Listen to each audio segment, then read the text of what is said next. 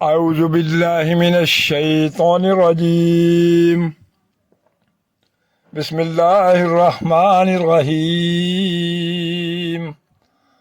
ومن الناس من يتخذ من دون الله أندادا يحبونهم كحب الله والذين آمنوا أشد حبا لله ولو يرى الذين ظلموا إذ يرون العذاب أن القوة لله جميعا وأن الله شديد العذاب. مگر وحدت خداوندی پر دلالت کرنے والے ان کھلے کھلے آثار کے ہوتے ہوئے بھی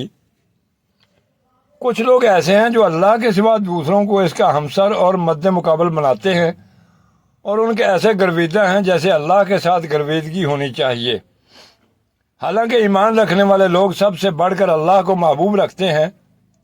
کاش جو کچھ عذاب کو سامنے دیکھ کر انہیں سوجھنے والا ہے وہ آج ہی ان ظالموں کو سوجھ جائے کہ ساری طاقتیں اور سارے اختیارات اللہ ہی کے قبضے میں ہیں اور یہ کہ اللہ سزا دینے میں بھی بہت سخت ہے.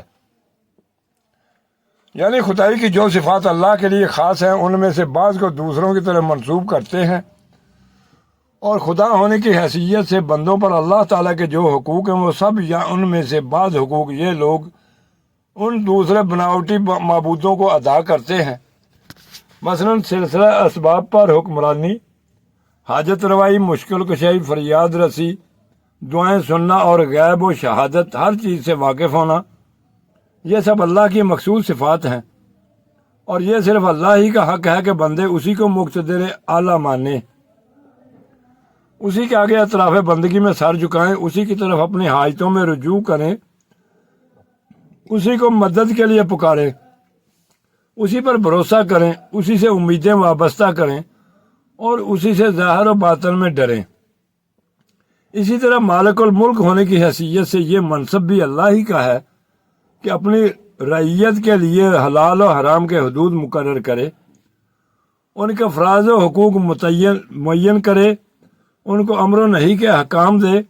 اور انہیں یہ بتائے کہ اس کی دی ہوئی قوتوں اور اس کے بخشے ہوئے وسائل کو وہ کس طرح کن کاموں میں کن مقاصد کے لیے استعمال کریں.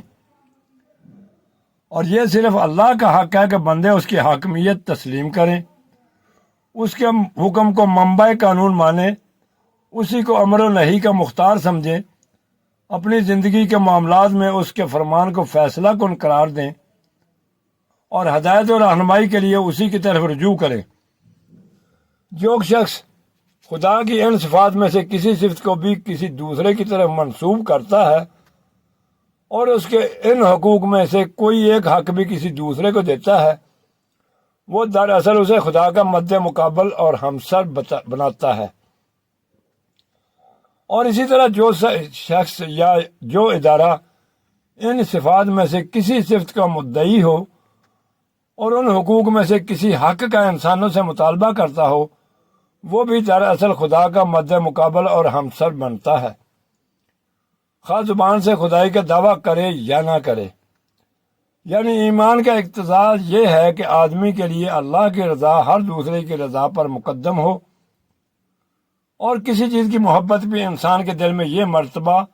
اور مقام حاصل نہ کر لے کہ وہ اللہ کی محبت پر اسے قربان نہ کر سکتا ہو. وما علینا الا البلاغ المبین وآخر دعواہم ان الحمد للہ رب العالمین.